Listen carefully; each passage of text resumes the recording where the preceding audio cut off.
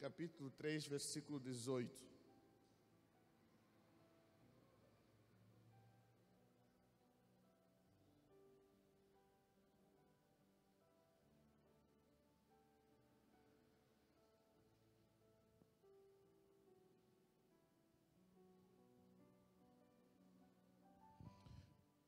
Amém. Hoje eu fiz igualzinho, pastor, fiz um PowerPoint para ficar no padrão. Deu assim um trabalho extra, mas eu fiz um PowerPointzinho. Eu quero falar sobre contemplar hoje. Eu vou ler o texto aqui. Pode colocar o texto, eu não coloquei o texto ali no PowerPoint, esse texto ali para nós lermos juntos. Segunda carta de Paulo aos Coríntios, capítulo 3, versículo 18. Eu quero ensinar rapidamente a igreja aqui, ó. Portanto, todos nós, dos quais o véu foi removido, podemos ver e refletir a glória do Senhor. Diga glória a Deus. Você deve ler isso com alegria. Eu vou falar de novo. O pastor falou que não devo forçar, seja dar glória a Deus, mas forçar, seja dar glória a Deus. Vamos lá? Portanto, todos nós, dos quais o véu foi removido, podemos ver e refletir a glória do Senhor. Ah, glória a Deus. E o Senhor, que é o Espírito, nos transforma gradativamente à sua imagem gloriosa, deixando-nos, olha só, deixando-nos, olha essa frase, cada vez mais parecidos com Ele. Alguém falou aqui, uau, essa é a expressão que descreve o meu sentimento ao ler um versículo desse, uau. Queridos, eu preciso começar essa noite, que eu quero falar sobre contemplar a glória de Deus. Coloquei aí o título, contemplar. Eu quero começar fazendo uma afirmação muito clara, Deus existe, amém? Amém. Deus é real, Deus é o Criador dos céus e da terra. Deus é tão real que Ele é o início de tudo. Tem uma palavra muito famosa no nosso jargão, no nosso linguajar, que é a palavra beleza. Alguém já ouviu falar dessa palavra? Ninguém já ouviu falar da palavra beleza? Alguém belo? Tem alguém belo do seu lado? Tem alguém belo do seu lado? Que bom que tem alguém belo do seu lado. Então, irmãos, preste bem atenção. Esse conceito de beleza, ele muitas vezes morre nas nossas idiosincrasias. Ele morre nas nossas individualidades e particularidades. Porque se eu perguntar o que é belo para o pastor, depois eu faço a mesma pergunta, o que é belo para o dindão, eu vou ter respostas diferentes. Porque o que muitos de nós achamos que é beleza é, na verdade, preferência, desejo e gosto individual. E como se diz, gosto não se diz, escute, só se aceita. Esse que é o problema. Quando a gente fala sobre beleza, os dicionários tipo Aurélio e outros dicionários tipo Oxford vão dizer que beleza é a qualidade do que é belo, do que é agradável e do que é harmonioso. Mas aí está o problema. Essa definição nos deixa vago, porque não temos um padrão nessa definição. Não temos um ponto de partida. Não saímos de um lugar que vai dizer, beleza é isso e acabou. Quando a gente tem um padrão, a definição de beleza é a mesma em qualquer canto do mundo. Mas é diferente. Beleza no Brasil é diferente de beleza na África, em Moçambique. Beleza na minha casa é diferente de beleza na casa do dindão. Beleza no meu casamento é diferente da beleza no casamento do pastor. É por isso que eu sou casado com a Joyce. Porque o meu conceito de beleza está definido nela. E isso não tem nada a ver com beleza. Isso é gosto individual. Isso é preferência. Para entendermos então o que é beleza, apesar de termos a definição do Oxford, também fala que é característica que desperta prazer ao ser percebida, podendo ser encontrada em seres, objetos, paisagens e outros elementos. apesar de termos essa definição de beleza, nós temos que voltar para o livro de Gênesis e nos lembrar de uma coisa: Deus criou todas as coisas. E no sexto dia, a Bíblia fala, e viu Deus tudo quanto tinha feito, e tudo era bom. Pode ir para o próximo. E viu Deus tudo quanto tinha feito, e tudo era bom. No livro de Gênesis nós temos essa afirmação. Então, quando eu chego aqui na igreja e pergunto o que é beleza, ao mesmo tempo que essa pergunta é fácil de responder, ela também é difícil de responder. Por quê? Porque quando não se tem padrão, qualquer coisa é beleza. Mas quando se tem um padrão, beleza é a mesma coisa. Então, o que é beleza? Se Deus é o ponto de partida de tudo, se tudo existe a partir de Deus, se Deus é a fonte de tudo, então Deus é belo desde a eternidade e beleza é compreendida a partir de Deus. Então, o que é beleza? Beleza é tudo que Deus é. Amém? Logo, agora acabou a discussão. O que é beleza? É o que Deus diz que é beleza. O que Deus falar que é agradável, é agradável. O que Deus falar que é beleza, é beleza. Então, quando falamos de beleza, nós estamos falando sobre os atributos de Deus. E entender a beleza dos atributos de Deus não devem ser entendida, eles não devem ser entendidos separados uns dos outros. Por exemplo, o amor de Deus é belo. A justiça de Deus é bela. A paz de Deus é bela. A perfeição de Deus é bela. O poder de Deus é belo. Só que o poder de Deus, se ele não for compreendido dentro de uma harmonia de atributos de Deus, ele pode ser feio. Por exemplo, o poder de Satanás é feio. Amém?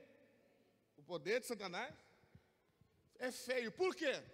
Não existe interação, não existe harmonia e não existe proporcionalidade entre os atributos de Satanás.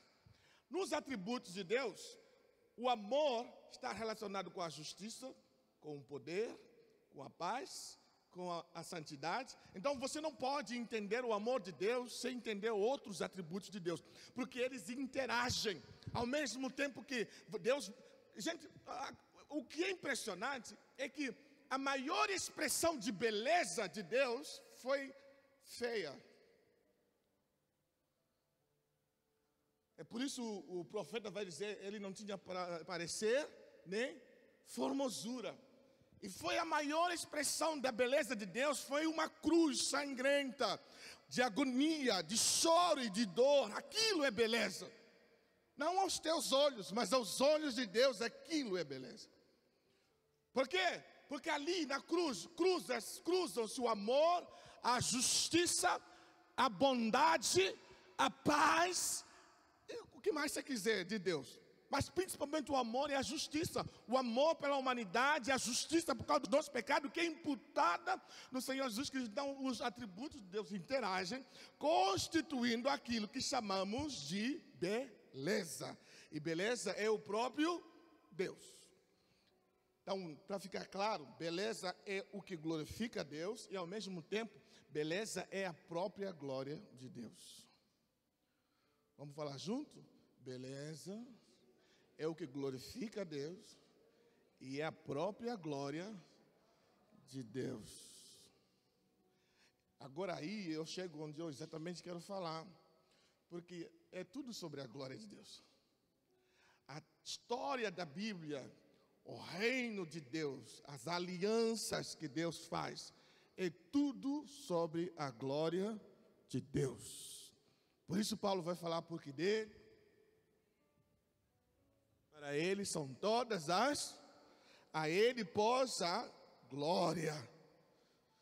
O propósito de Deus em tudo que ele faz é a sua própria glória. E entenda bem, porque Deus chega a falar, eu não divido minha glória com ninguém. Mas Deus nos dá um pouco da sua glória. Não do jeito que alguns de nós gostaríamos de ter, mas do jeito que nós precisamos ter a glória revelada.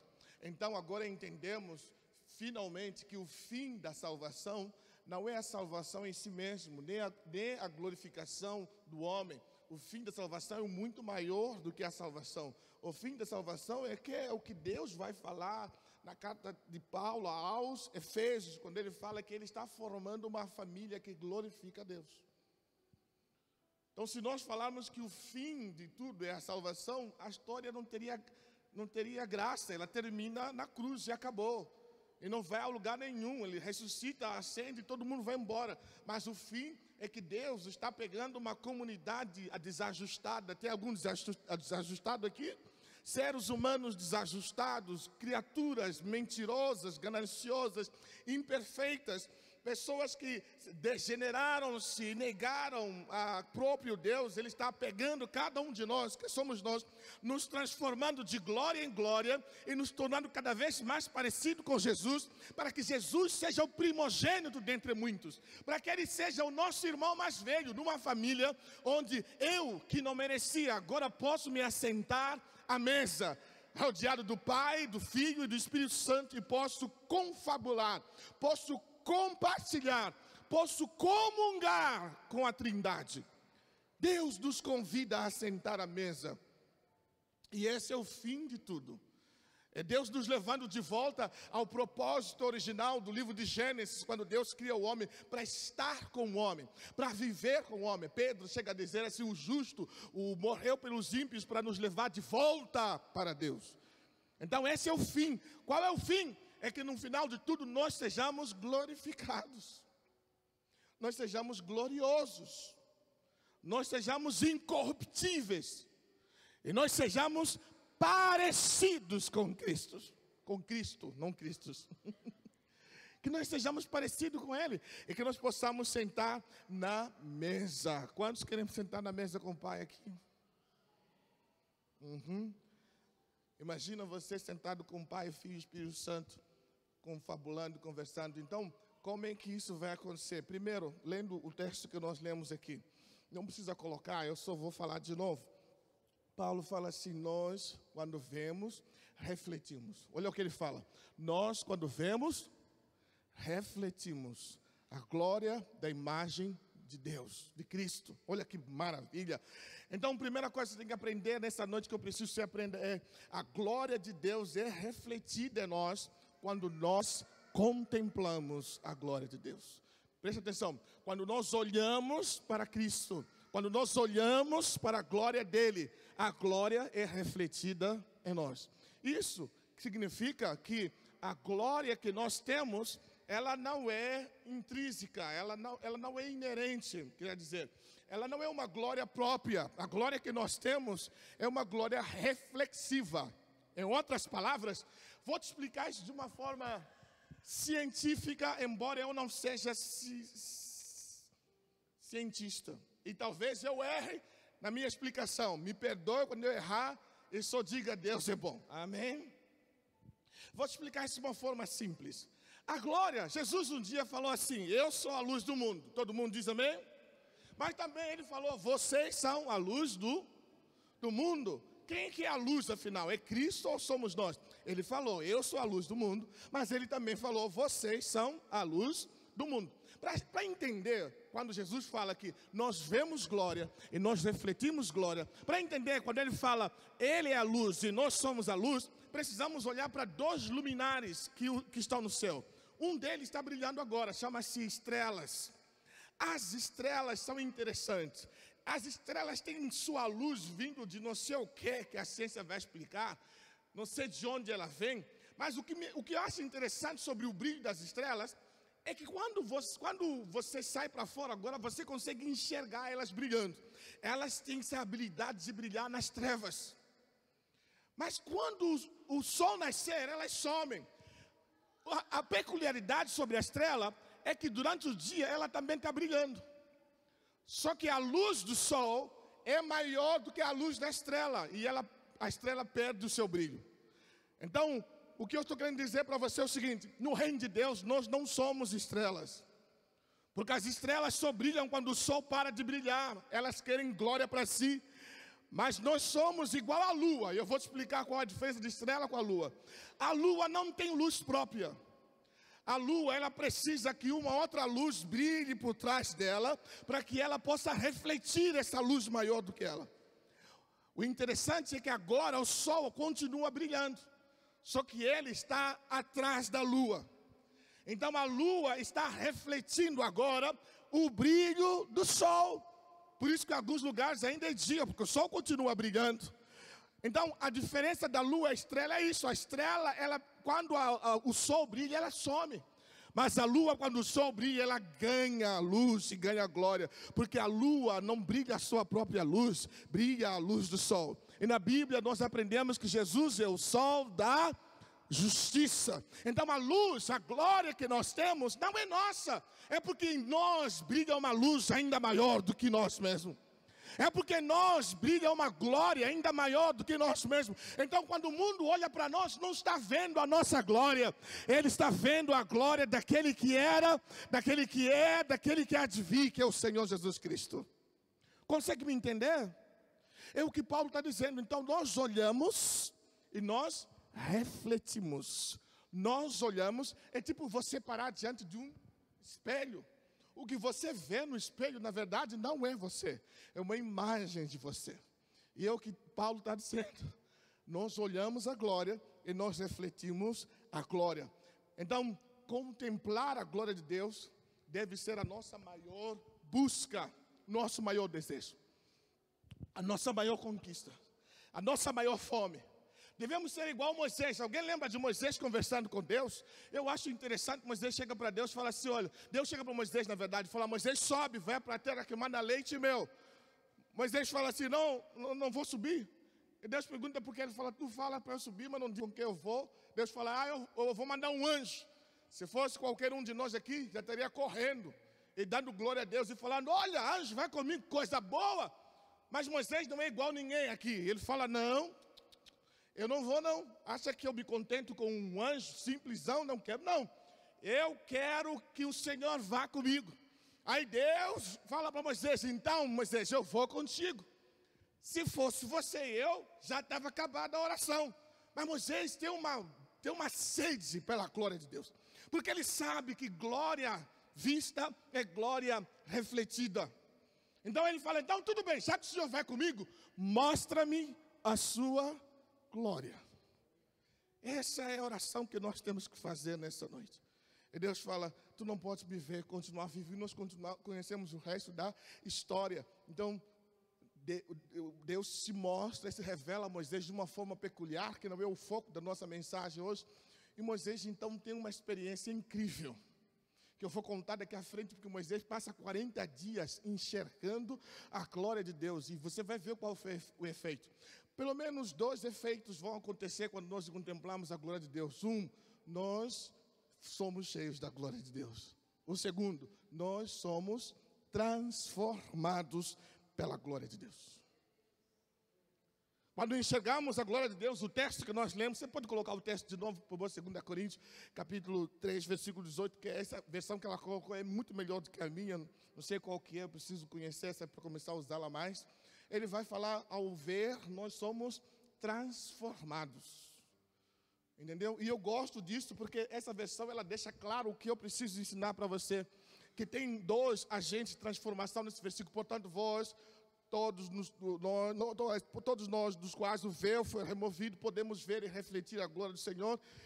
E o Senhor, que é o Espírito, nos transforma. Aqui você vê nesse texto 2 agentes da nossa transformação. Quais são? Primeiro, nós somos transformados ao ver a glória de Deus. O primeiro agente de transformação é ver a glória de Deus. O segundo agente, qual que é? O principal, pode voltar para o texto. Nós somos transformados pelo Espírito do Senhor. Então, percebemos no meio de tudo isso que 2 são os agentes de transformação. 1 é a contemplação, 2 é Cristo. Ou seja, no fim das contas, Cristo é o centro de toda ação de ver e ser transformado pela glória de Deus. O meio da nossa transformação passa por Jesus Cristo. Ele, Jesus, é quem causa as mudanças morais, as mudanças espirituais dentro de nós. Então nós mudamos à medida que contemplamos a glória de Deus e contemplamos a glória de Deus à medida que mudamos. Aqui eu falei uma coisa que talvez não ficou clara, vou repetir. O que eu estou querendo dizer aqui é que, quando nós olhamos para aquele versículo, nós temos uma ideia errada, equivocada, de pensar assim: existe um processo aqui. Primeiro, qual que é? Nós vemos, depois que nós vemos, nós somos transformados, depois somos cheios de glória. Parece que é um processo. Isso é uma visão errada do versículo. Porque o versículo está nos ensinando que nós vemos e somos transformados. Nós somos transformados para ver. Em outras palavras, ele está nos ensinando que a transformação e a visão da glória são simultâneos. A essência da própria transformação é a visão da glória. Ou seja, na mesma hora que você vê a glória, é transformado. Só que para você ver a glória, tem que ser transformado. Isso acontece assim, no mesmo segundo. Cristo se mostra no mesmo segundo. Para você enxergar, tem que ser transformado. Para ser transformado, tem que enxergar. E isso é simultâneo. É uma visão única.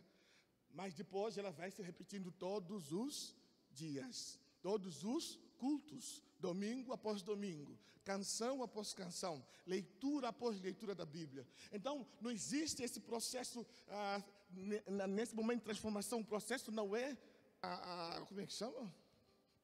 Ascendente. Ele é simultâneo. Na mesma hora as duas coisas acontecem. Então mudamos ao contemplar a glória de Deus e contemplamos a glória de Deus ao mudar. Então nós somos diferentes. Agora Cristo é visto em nós. Ou seja, ver Cristo como preferível e preferir Cristo acontece na mesma hora. Então, o que realmente acontece quando nós enxergamos a glória de Deus? Presta atenção no que eu vou dizer, porque você tem que guardar isso para o seu coração. Quando você contempla a glória de Deus, Deus transforma a nós, satisfazendo-nos com a beleza e o valor de Cristo.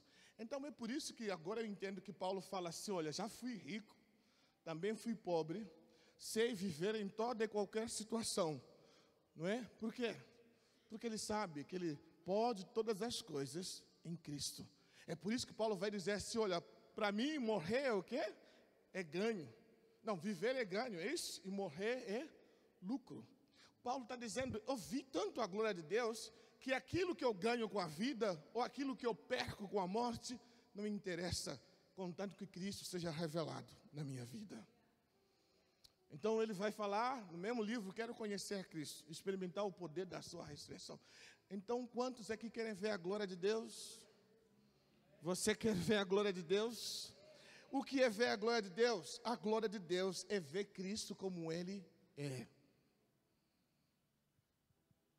Eterno, soberano, Criador dos céus e da terra.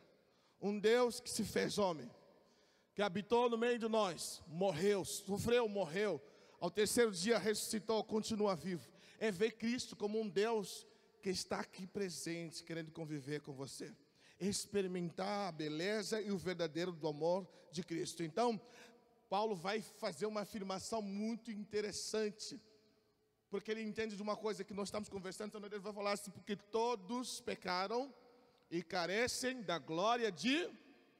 Todos pecaram e estão separados da glória de Deus. Por que Paulo faz essa afirmação? Porque esse é o objetivo final da vida, que sejamos cheios da glória de Deus, que nos torna parecidos com Cristo. E quando nós vivemos em pecado, estamos distantes da glória, perdemos a imagem de Cristo, perdemos a semelhança, os atributos, o caráter de Cristo, e vivemos distante da verdade. Então agora começamos a preferir outras coisas. Em Romanos capítulo 1, versículo 22, Paulo vai falar, olha, Romanos capítulo 1, versículo 22, fala assim: olha, trocaram a glória do Deus incorruptível, a semelhança de imagens humanas corruptível. Trocaram a glória de Deus. Trocaram aquilo que é absoluto. Então o que é? O que seria pecado? Quando nós definíssemos nessa noite, porque muitos falamos que pecado é errar o alvo, mas se nós formos definir nessa noite, pecado seria preferir qualquer coisa acima da glória de Deus. Preferir comida acima da glória de Deus é pecado. Preferir o casamento acima da glória de Deus é pecado. Preferir o dinheiro acima da glória de Deus é pecado. Preferir o marido acima da glória de Deus é pecado. Pecado seria tudo aquilo que nos desvia da glória de Deus. Porque a glória de Deus deve ser a nossa maior busca. Então, Deus vai fazer uma declaração interessante em Jeremias capítulo 1. O meu povo cometeu 2 erros. Qual foi? Abandonaram a mim, que sou a fonte do prazer, a fonte de vida, a fonte da glória, e criaram para si cisternas rotas. Porque isso que é o pecado. É quando nós criamos outros subterfúgios, outros acessórios, outros meios, outros deuses, outros evangelhos. E nessa noite, nós precisamos abandonar o pecado e buscar a santificação. E segundo Paulo, então, a santificação é o milagre de ver a glória de Deus todos os dias. Você tem que ver a glória de Deus quando você acorda de manhã na sua casa. Você tem que ver a glória de Deus quando você dá um beijo na boca para seu marido. Diga amém. Tem que ver a glória de Deus quando você olha para a barriga do seu marido.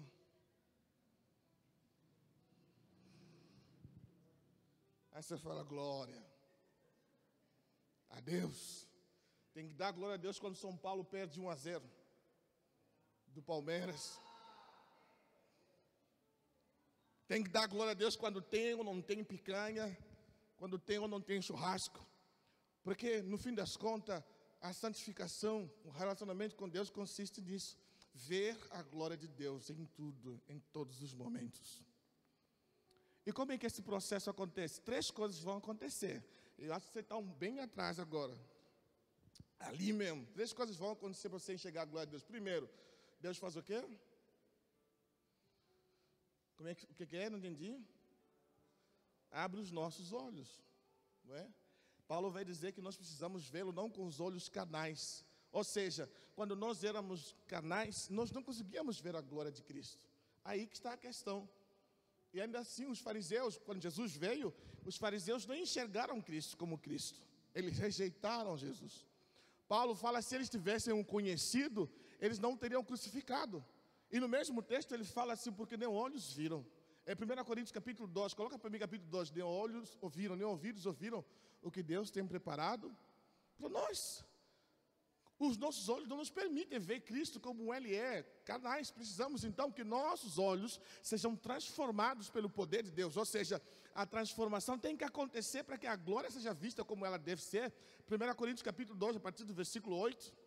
1 Coríntios capítulo 2, a partir do versículo 8. Então precisamos passar por essa transformação e viver essa glória de Deus. Olha só, os governantes desta era, por sua vez, não a entenderam. Pois se houvessem entendido, não teriam crucificado o quê? O Senhor de quê, gente? O Senhor da glória. Eles não teriam crucificado porque a glória está nele, a glória que transforma, a glória que nos torna parecido com ele. No próximo versículo, ele fala, continua, versículo 9. É a isso que as escrituras se referem quando dizem: olho nenhum, ouvido nenhum, a mente nenhuma imaginou o que Deus preparou para aqueles que o amam. Continua, ele vai, mas a nós, Deus nos revelou essas coisas por meio do seu Espírito, pois o Espírito sonda todas as coisas, até os segredos mais profundos de Deus. Pode parar por aí e voltar lá. Então, nós estamos entendendo aqui o que é Cristo em nós, esperança da glória. Esse mistério foi oculto durante muito tempo. De tal maneira que os governantes não entenderam, crucificaram o Deus da glória, mas se eles tivessem sabido que Ele é a esperança da glória, não o teriam crucificado. Paulo fala. Mas isso foi reservado para aqueles que o amam. Coisas que olho nenhum viu, ouvido nenhum ouviu, nem penetraram a mente humana. Foi reservado para quem? Para quem? Fala para mim. Foi reservado para você. Então nós precisamos, ele abre os nossos olhos. Segundo, uma vez que os olhos foram abertos, nós fazemos o quê? Nós vemos a glória de Deus. E finalmente, nós recebemos a glória de Deus.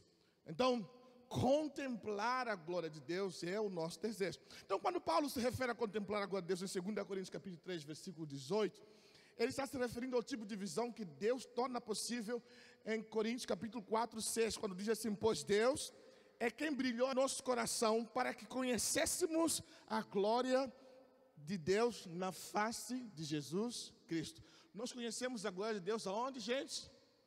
Na face de Jesus Cristo. Então, essa contemplação é uma visão de Cristo como Ele é, sem parecer em formosura, mas também com cabelos brancos como a neve, com olhos como chamas de fogo, com os pés como latão reluzente. É o Cristo que é crucificado, mas que ressuscita. E ao ressuscitar não é mais um Cristo humilhado, é um Cristo cheio de glória. É esse Jesus que está na sua casa. É esse Jesus que está nessa igreja. Posso ouvir mais forte esse amém? É Jesus que está na igreja. Agora, irmãos, eu quero fazer uma afirmação. Quando caminho agora para a minha conclusão e o ápice da nossa mensagem, hoje eu quero fazer uma outra afirmação. Preste atenção. O que Paulo está nos ensinando no fim das contas, no versículo de 2 Coríntios 3,18, é o seguinte: nós nos tornamos o que vemos. Nós nos tornamos o que admiramos. Ele está dizendo, nós somos parecidos com o que nós adoramos.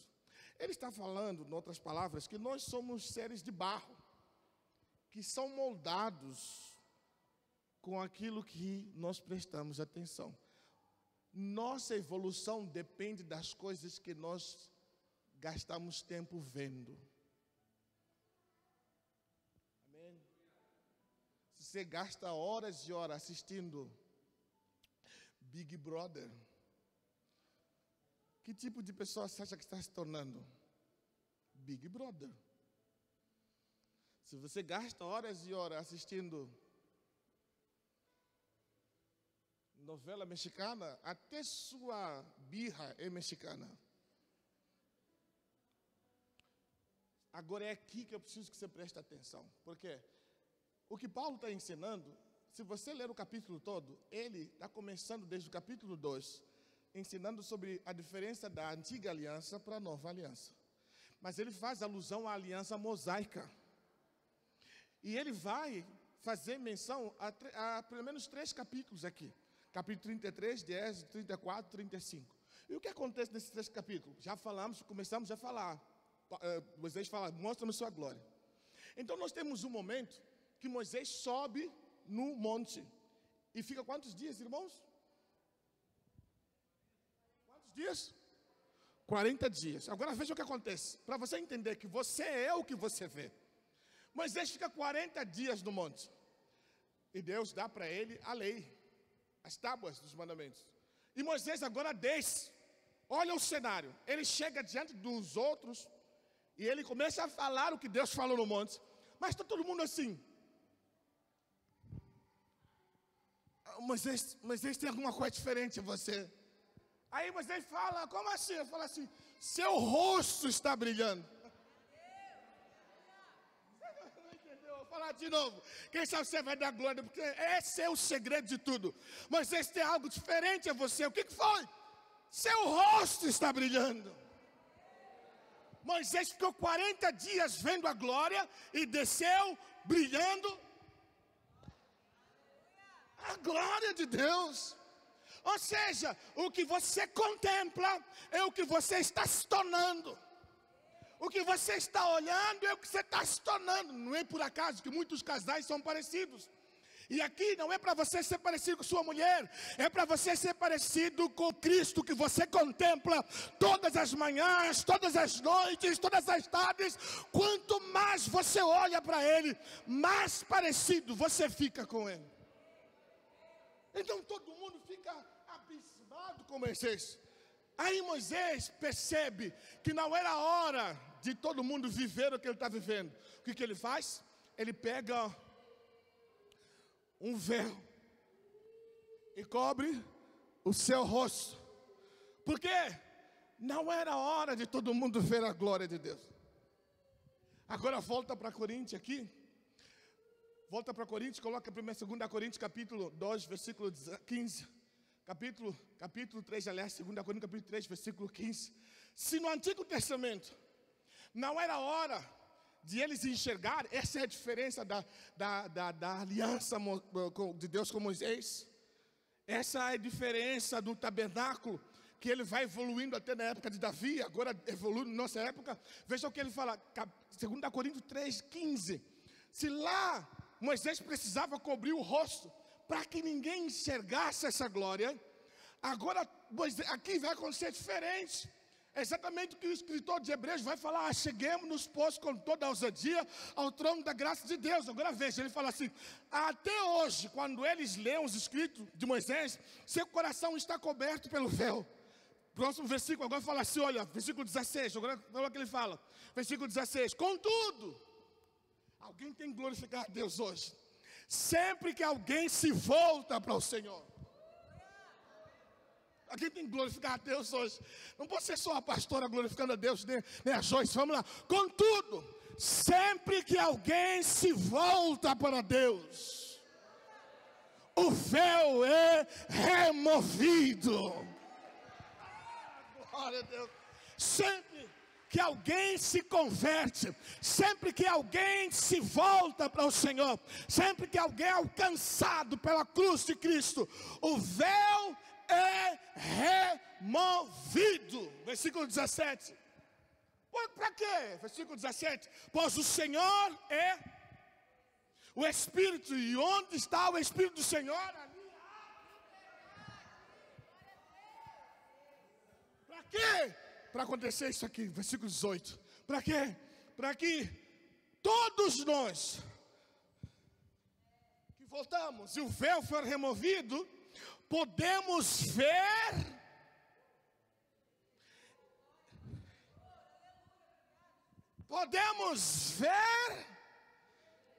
e refletir. Agora não é só Moisés que tem esse privilégio, agora eu também tenho esse privilégio. E quer saber? Não preciso subir no monte, não preciso visitar a igreja pentecostal ou não pentecostal, não preciso mudar de igreja ou mudar de cidade, só preciso entrar no meu quarto. E ali o Pai em secreto vai se revelar, verei sua glória e refletirei a sua glória. Então tem glória em mim. Tem mais alguém que tem glória aqui? Tem mais alguém que tem glória aqui? Tem glória dentro de mim. Então ele fala, o Senhor, que é o Espírito, nos transforma gradativamente. O quê? A sua imagem gloriosa, deixando-nos cada vez mais. Lembra que eu falei? Alguém achou que eu estava falando heresia quando eu disse nós somos o que vemos. Aqui Paulo dizendo, você vê a glória e fica parecido com a glória. Fica parecido com Cristo. Não é à toa que tem gente que tem um perfume diferente. E não é perfume da natura, nem um boticário. É o perfume da glória. Não é à toa que tem gente que tem um sorriso diferente. Não é à toa que tem gente que quando chega no ambiente, o ambiente muda. Não é à toa que tem algumas pessoas quando sorriem, parece que a paz chega. É porque a glória de Deus está nelas. Tem alguém cheio de glória aqui. Eu vejo a glória, eu me torno glorioso. Eu vejo a glória e eu me torno parecido com o Senhor da glória. Alguém pode dizer amém? Então, contemplamos a glória do Senhor. E o que vai acontecer? Vai acontecer agora uma transformação radical. De quê? Dos teus gostos, das tuas preferências e dos teus desejos. Então agora, a definição de beleza muda. O que é belo? Cristo é belo. O que é belo? A sua vontade é bela. O que é belo? A sua santidade é bela. O que é belo? A adoração ao Senhor é belo. Então você não se deixa mais enganar pelas coisas do mundo, não se deixa profanar, nem se deixa prejudicar. Então uma briga na sua casa não tira a sua paz, muito pelo contrário, transforma você cada vez mais em alguém santo, que vai saber perdoar. Na sua casa começa a ter harmonia, porque os atributos de Cristo vão ser vistos no seu casamento, vão ser vistos na hora que você está tocando baixo aqui, serão vistos atributos de Deus, não como um artista, mas como um adorador, que se curva diante do Senhor, que que está tocando não para ser visto, mas para que a glória do Senhor se manifeste no ambiente que é a casa do Senhor. Então o culto não é mais uma manifestação de quem veste mais bonito, ou manifestação de perfumes, ou um lugar de passear. Culto é um lugar de adoração, é um momento de glorificar, é um momento de buscar a glória e contemplar o Senhor e ser cheio dele. Então ninguém mais banaliza o culto. Ninguém precisa falar, você levanta a mão. O meu alarme está dizendo que acabou o teu tempo. Eu que coloquei o alarme, oh Deus, em nome de Jesus. Mas já estou terminando. Então preste atenção, nós vemos a glória, nós nos tornamos gloriosos. Nós nos tornamos parecidos com Cristo. Agora, para terminar, não é só ver a glória que nos faz glorioso. É quando nós vemos a glória, somos gloriosos, nós mostramos o que, gente? O que nós mostramos? Espera só, não está entendendo. O que Moisés mostrou quando desceu, gente? Glória. Quem tem glória, mostra glória. Eu gosto de mostrar mais uma história da Bíblia que mostra o que eu estou falando. Jesus chega e fala assim, olha, dois textos tão interessantes. Jesus chega e fala assim, olha, quem quer vir após mim, negue-se a si mesmo, tome sua cruz e siga. Porque a glória passa pela cruz, que a cruz é o ápice da glória de Deus. É o momento ápice da glória de Deus. Apesar de parecer feio, para os judeus era vergonhoso, pastor. Para os gregos era a maior humilhação, para os romanos era, mas aquele momento é o ápice, é o clímax da revelação da glória de Deus na terra. Então Jesus fala assim, olha, quem quer ver glória, a primeira coisa, tem que tomar a sua cruz, negar a si mesmo e siga-me. Agora, depois disso, Jesus pega Pedro, Tiago, João no barquinho. Pedro, Tiago. Pega Pedro, Tiago e João, vai para onde? Alguém lembra onde Jesus vai? Jesus sobe no monte. E ele fala assim, vamos para um momento de culto. No culto está o Pai, o Filho, que é o próprio Jesus, e o Espírito Santo. Quem não queria estar nesse culto? Aí, de relance, aparece Moisés no culto. Aí você fala assim, esse que via Deus face a face, o maior legislador de todo o tempo estava no culto. Aí quando você pensou que já acabou, não o profeta que tem aqui no Brasil, of the King the Power. Aparece agora o maior de todos os profetas, quem? Elias. Elias chega no culto, mas olha esse culto, Pai, Filho, Espírito Santo. Aí eles falam assim, vamos convidar Moisés para vir testemunhar esse culto. Moisés vem. Aí fala, não basta, vamos convidar o maior de todos os profetas, aquele que mandou fogo descer do céu. Elias vem. Aí eu, se fosse Pedro, Tiago, João no barquinho, acha que eu queria descer do monte? Eu ia falar igual o Pedro, vamos fazer 3 tendas e ficar aqui? Só que aí que está o negócio. Quem tem glória tem que descer no vale. A glória é para ser revelada para quem não tem. Se eles tivessem ficado lá como Pedro queria, lá embaixo tinha mais 9 discípulos que estavam discutindo. Quem foi que pecou? O pai desse? Tinham endemoniado lá e eles não conseguiam expulsar. Então aprendemos 3 verdades para terminar. 3 verdades que nós aprendemos. Lá embaixo, mesmo lá embaixo. Depois disso aí, vai para frente. Então aprendemos 3 verdades. Volta para trás, é para trás.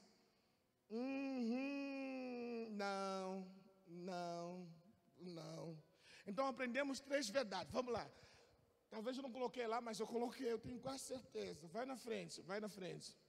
Vai descendo. Antes de ir na última, vai descendo. Isso, aí mesmo. Eu estava ali, eu que não vi que estava ali. Eu estou com problemas. Acho que é fome já. É fome. Então nós vemos 3 verdades. Qual? Primeiro, o caminho da glória passa pela cruz. Ou seja, você não pode contemplar a glória de Deus ignorando a cruz. Você precisa olhar para a cruz. Amém? Segundo, o caminho a contemplação nos capacita para a missão. Ou seja, ao ver a glória de Deus no monte, precisamos agora descer no vale para curar os feridos. Para que nós vemos a glória? É só para exibi-la? É para mostrar para quem não tem, para que ele também possa ter. e seja transformado. O mundo está aguardando a manifestação dos filhos de Deus. E para terminar, a missão trava-se a contemplação. No livro de Atos, capítulo 1, sabe o que acontece? Jesus fala assim, eu estou indo embora. E o discípulo fala assim, sério, tá. E Jesus começa a subir. Vocês já foram assistir Capitão América, Homem de Ferro, Os Vingadores? Já viram eles voando? E Jesus começou a subir voando, mas mais que o Thor. Não era igual o Thor, não. Estava indo embora, porque aquilo não era cinema, era real. E os discípulos estavam assim, uau! E sabe o que acontece? Eles fazem igualzinho Pedro queria fazer lá no monte. Vamos ficar aqui.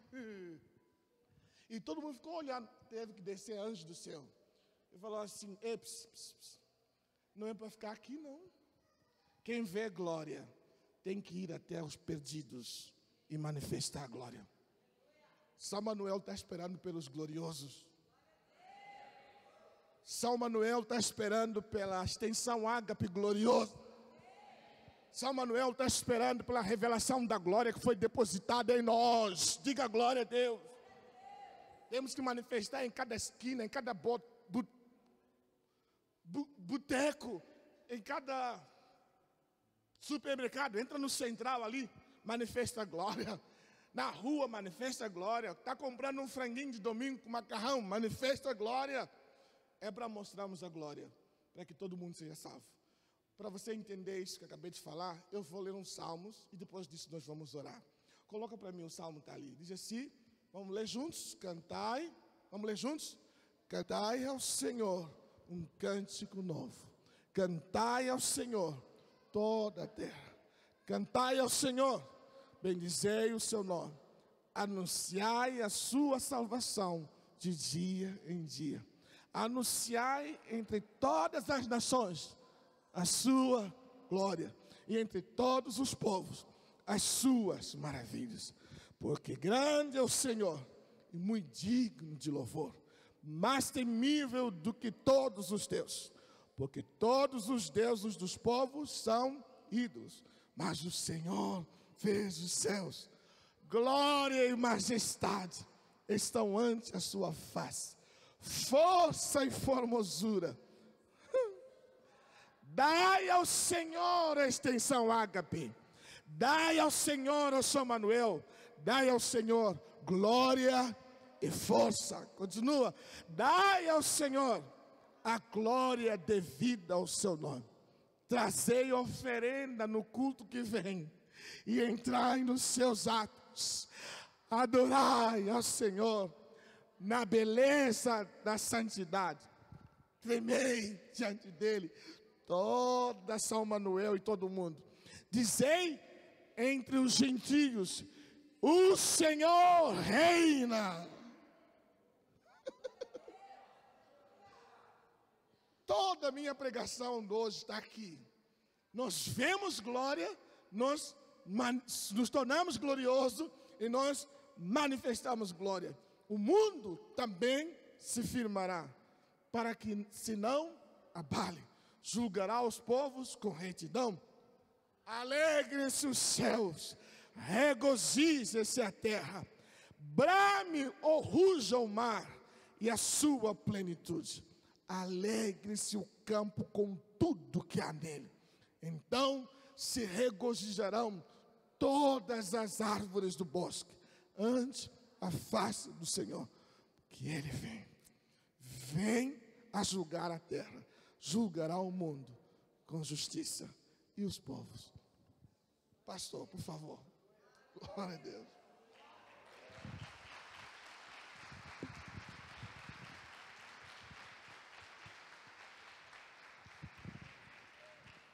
Coloque-se em pé, queridos. Coloque-se em pé nesse instante. Se você entendeu essa verdade em seu coração, quando nós entendemos uma verdade, nós precisamos tomar uma posição. O Senhor Jesus disse, aquele que crê na minha palavra e agir e obedecer, esse é o que me ama. E ele disse, aquele que ouve as minhas palavras e a pratica, eu vou compará-lo àquele que construiu a sua casa sobre a rocha. E nós somos esses, amém? Nós somos esses que ouvem as palavras do Senhor e buscam colocá-la em prática. Gostaria que a revelação que você teve do Senhor hoje no seu coração, que você pudesse colocar diante de Deus agora a sua alma, o seu espírito e dizer para o Senhor, de uma forma sincera: Senhor, eu quero, eu me disponho, eu creio. Quem crê, diga amém. Você crê de verdade? Deixa eu desafiar um pouquinho você agora. Você crê de verdade? Porque aquele que crê toma atitude, amado. Aquele que crê toma atitude. Se você crê nessa verdade que foi revelada ao seu coração, que a palavra do Senhor nos diz, então nós vamos fazer um compromisso com Deus. Você vai fazer um compromisso aí particular com Deus de tomar uma atitude, de estar na presença desse Deus Todo-Poderoso, desse Jesus que revela ao Pai, que revela a Deus, sua grandeza, sua glória, sua grande beleza, de estar, de se expor a essa glória, para que você seja transformado. Senão você vai ficar ouvindo e nada vai acontecer na sua vida. E quando você for um velhinho lá de 90 anos, você vai simplesmente olhar para trás e falar assim: joguei minha vida no lixo. Mas é tempo. O Senhor está nos chamando para tomar uma atitude, tomar uma posição. Está aí o Senhor Jesus na cruz, ressuscitado, revelando a glória do Todo-Poderoso para nós. É só você olhar para Ele, contemplá-lo todos os dias, em todo momento. Você entende isso? Você entende? Então precisa tomar atitude, queridos. Para de gastar tempo em outras coisas e separa tempo para o Senhor. Vai estudar a Bíblia. Vai ler a palavra, reúna com os irmãos, com seus discípulos, com seu discipulador, na sua conexão, para estudar a Bíblia junto, para falar. Nós criamos oportunidades para isso. Nós precisamos tomar posição, então. Feche seus olhos. Você vai falar com o Espírito Santo agora, você e Deus. E você vai tomar uma atitude agora, diante do Senhor. Senhor, eu vou parar de ser egocêntrico e querer satisfazer só os desejos da minha carne, descansar ou o entretenimento, e vou gastar tempo, embora a minha carne não queira, eu vou gastar tempo contemplando ao Senhor na palavra, estudando a Bíblia, estudando a palavra, contemplando o Senhor na oração, no louvor, ouvindo a palavra de Deus, lendo a palavra de Deus, estudando a palavra de Deus, cantando ao Senhor. Você pode tomar essa posição. Quem quer tomar essa posição, querido? Porque nós não estamos aqui brincando. Não estamos brincando de igreja, não é mais tempo de brincar de igreja. É muito sério o que está acontecendo no Brasil, muito sério, no mundo. Gente sendo enganado por qualquer um, porque não conhece a palavra de Deus. Então eu queria que você realmente, como igreja do Senhor Jesus que você é, como filho de Deus, como discípulo do Senhor Jesus que você é, você tomasse uma posição nessa noite. Ou sei lá o que vai acontecer com a sua vida, mas eu não quero nem estar perto. Feche seus olhos, fale com Deus. É hora de despertamento, amados. O Senhor te chamando a mim e a você. Me contemple para que você seja transformado. Fale com o Senhor então agora. Abra sua boca. Você pode abrir sua boca e falar com Deus. Tem liberdade. Estamos aqui entre irmãos. E o Espírito de Deus está aqui. E o Senhor Jesus está aqui.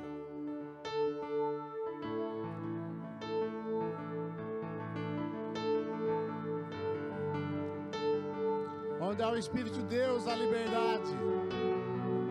A liberdade de entrar na presença do Senhor e contemplar a beleza dEle. a liberdade, a livre acesso à presença do Todo-Poderoso. E nós estamos aqui na presença desse Deus. Abra o seu coração para o Senhor, querido. Confesse os seus pecados, confesse como você tem sido egocêntrico e simplesmente gastado o seu tempo com os seus próprios prazeres.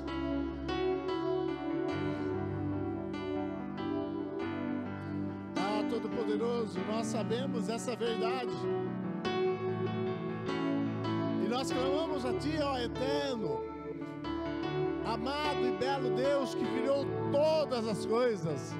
Nós clamamos a Ti agora que venha ficar impresso, ó Deus, no coração desses Teus filhos, esta verdade, e que cada um tome uma posição definitiva e firme diante de Ti, ó Pai, de se expor à Tua glória, de se expor à Tua beleza, através da Tua palavra, na adoração, na oração, que se nós possamos realmente entender de uma forma mais profunda essa verdade, e nós nos expomos a Ti, ó Pai, que esse povo aprenda, ó Deus, faz o que for necessário em nossas vidas para que nós possamos entender a Tua verdade, e nós nos expomos a Ti, ó Pai, em nome de Jesus, querido Deus.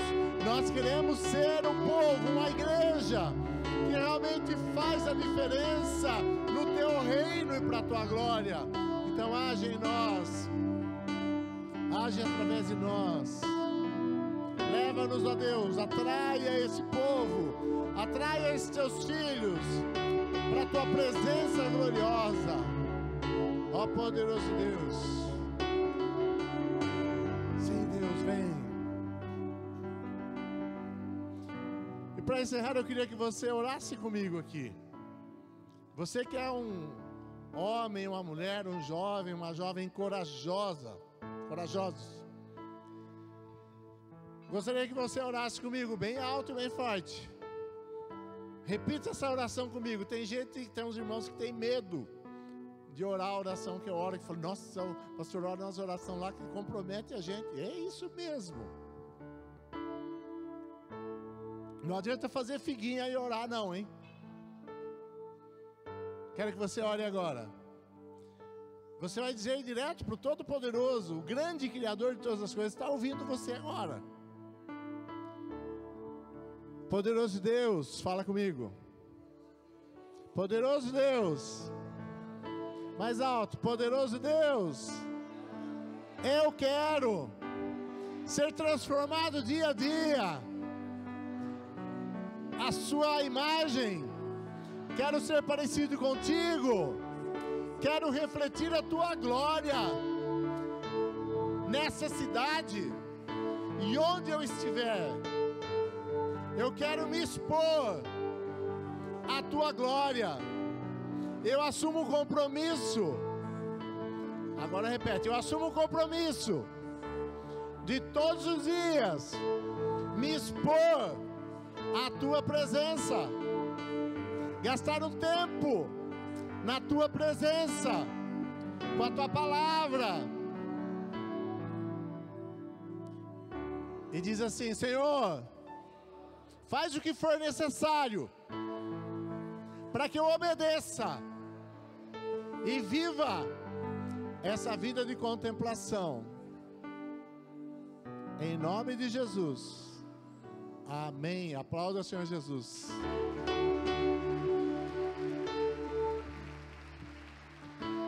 Aleluia.